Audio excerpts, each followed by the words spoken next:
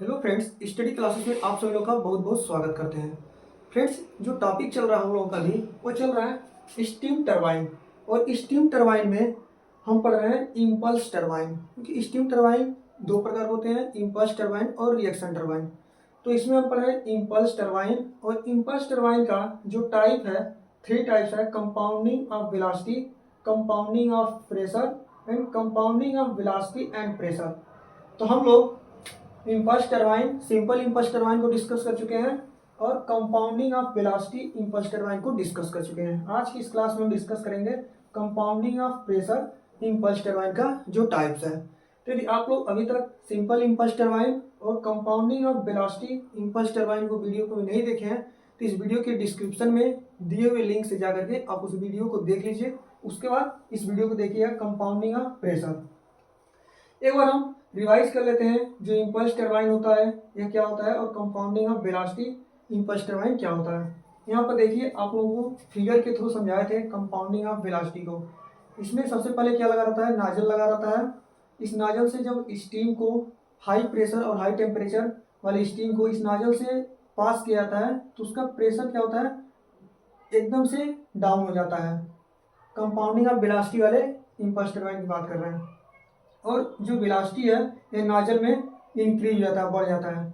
फिर moving blade में जाता है तो क्या होता है, प्रेशर तो एकदम से डाउन हो गया, प्रेशर अब कांस्टेंट रहेगा, बिल्कुल मूविंग ब्लेड रहे या फिक्स ब्लेड रहे ऐसे ही आगे तक लास्ट तक रहेगा। लेकिन वेलोसिटी जो है जब मूविंग ब्लेड में पास करता है तो हल्का सा वेलोसिटी डाउन होता है। फिर इसको फिक्स ब्लेड में हम पास करते हैं तो यहाँ पे वेलोसिटी कांस्टेंट रहता है। फिर मूविंग ब्लेड में जाता है तो वेलोसिटी डाउन होता है। फिर फिक्स ब्लेड में जैसे ही पास करता है वेलोसिटी कांस्टेंट रहता है। और लास्ट में मूविंग ब्लेड में इसका वेलोसिटी काफ़ी कम हो जाता है और काइनेटिक एनर्जी, जो मैक्सिमम काइनेटिक एनर्जी होता है, उसको हम वर्क में कन्वर्ट कर चुके होते हैं थ्री स्टेज तक। ये होता है हमारा कंपाउंडिंग ऑफ वेलोसिटी का इम्पल्स टरबाइन का जो टाइप था। अब आज हम पढ़ेंगे compounding of pressure impulse turbine को। तो फ्रेंड्स, आप लोग इसके तर्ज पे समझने की कोशिश करेंगे तो काफ़ी इजी होगा। जो कंपाउंडिंग ऑफ वेलोसिटी को हम पढ़े थे सेम वैसा ही है लगभग, बस यहाँ पे जो हम मूविंग ब्लेड यूज किए थे, मूविंग ब्लेड की जगह पे, सॉरी, जो फिक्स ब्लेड यूज किए थे, फिक्स ब्लेड की जगह पे हम क्या करेंगे, नोजल का यूज करेंगे कंपाउंडिंग ऑफ प्रेशर में। चलिए यहाँ पर समझते हैं। जो फिक्स ब्लेड है इसकी जगह पे यदि हम नोजल यूज करते हैं तो इसका ग्राफ कैसे बनेगा।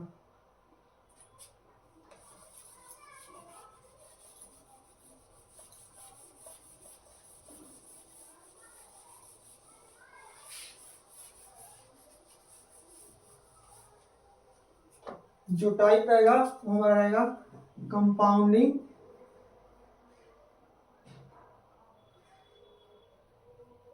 Compounding of pressure. Impulse turbine का सेकेंड टाइप है कंपाउंडिंग ऑफ प्रेशर। पहला टाइप था कंपाउंडिंग ऑफ वेलोसिटी। इसमें जो डायग्राम बनेगा कुछ इस टाइप का डायग्राम बनेगा।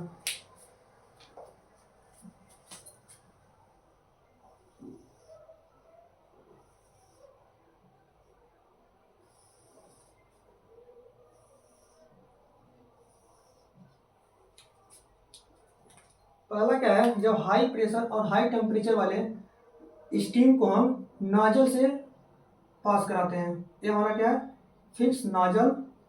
ये हमारा क्या है, मूविंग ब्लेड।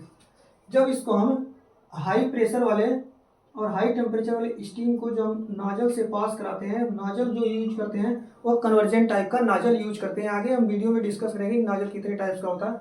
बस यहाँ जाने, जो कन्वर्जेंट टाइप का नाजल होता है इसमें आगे का जो भाग होता है यह काफ़ी बड़ा होता है और लास्ट का जो भाग होता है यह पतला होता है। इस वजह से यहाँ पर वेलोसिटी क्या होता है, इंक्रीज होता है। तो कन्वर्जेंट टाइप का नाजल यूज करेंगे। और ये हमारा जो है मूविंग ब्लेड हो गया।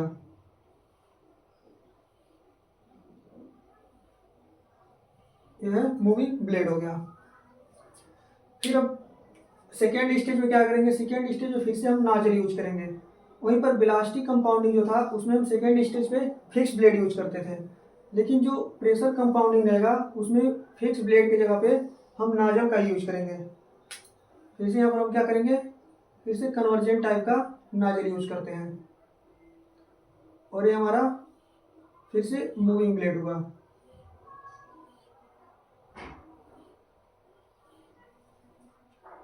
फिर थर्ड स्टेज में सेम यही प्रोसेस करते हैं, फिक्स ब्लेड की जगह पे नोजल यूज करते हैं और उसके बाद से मूविंग ब्लेड यूज करते हैं। तो 3 स्टेज तक का कंपाउंडिंग करके हम यहाँ पर आप लोगों को दिखाते हैं जो प्रेशर कंपाउंडिंग होता है। ये हमारा फिर से क्या हो गया, नोजल हो गया और यहाँ पे हमारा मूविंग ब्लेड हो गया।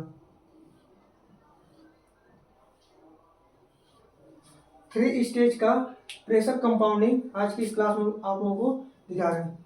अब देखिए, जो हम अभी कंपाउंडिंग और वेलोसिटी पढ़े थे उसमें पहले स्टेज में जब हमारा नोजल से हाई प्रेशर का स्टीम इसमें पास कर रहा था तो एकदम से डाउन हो जा रहा था, नोजल में ही जितना डाउन होना था उसकी प्रेशर बिल्कुल डाउन हो जा रहा था।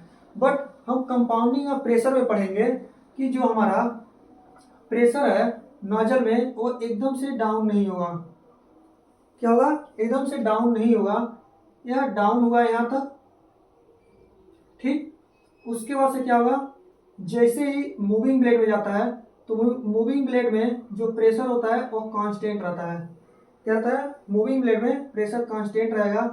फिर ये हमारा क्या हुआ, फिक्स नोजल या नोजल क्यों बोल सकते हैं, ये मूविंग ब्लेड, फिर ये फिक्स नोजल, एक मूविंग ब्लेड। तो फिर से क्या होगा, जब नोजल में जाएगा फिर से इसका हल्का सा प्रेशर डाउन होगा, फिर जैसे ही नोजल से बाहर निकलेगा और मूविंग ब्लेड हो जाएगा फिर इसका कांस्टेंट प्रेशर हो जाएगा।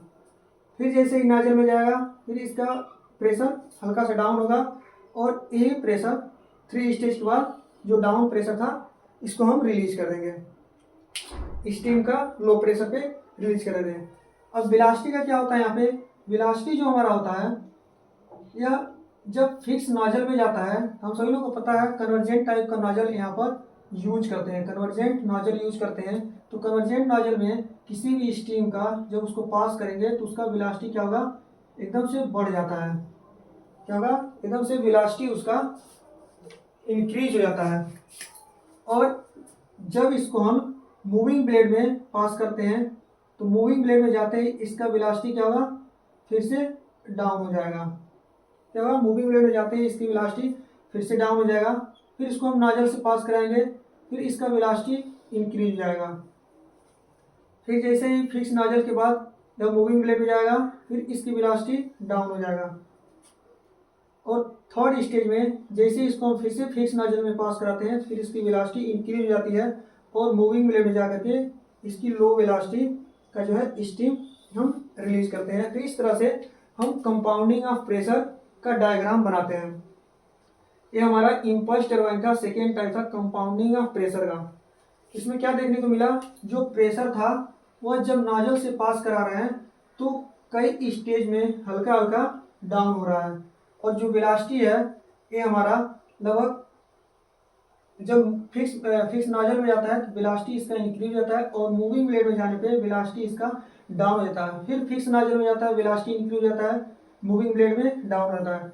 फिर थर्ड स्टेज में जैसे फिक्स ब्लेड में जाता है इसकी वेलोसिटी इंक्रीज हो जाती है और मूविंग ब्लेड में जाते ही इसकी वेलोसिटी डाउन हो जाती है। इस तरह से जो तीनों स्टेज में है मूविंग ब्लेड में हर जगह पे वेलोसिटी लगभग सेम होता है, जिससे जो होता है इसमें कंटिन्यूटी बनी रहती है। इसके जो शाफ्ट होते हैं, जिस शाफ्ट पे मूविंग ब्लेड फिक्स होता है, लगा होता है जिस रनर पे, उसको हमको एक कंटिन्यू जो हम तो होता है रोटेशन मिलता रहता है, उसमें वाइब्रेशन नहीं आता है। तो मूविंग ब्लेड जो होता है जिस भी शाफ्ट पे लगा रहेगा उस शाफ्ट पे हमको रोटेटिंग मोशन मिलेगा और इस शाफ्ट को हम कपलिंग के थ्रू जनरेटर के शाफ्ट से ऐड कर देंगे, जोड़ देंगे तो हमको इलेक्ट्रिसिटी जनरेशन मिल जाता है। तो हमारा था इंपल्स टरबाइन का compounding of pressure. Next video में हम लोग पढ़ेंगे इंपल्स टरबाइन का वेलोसिटी एंड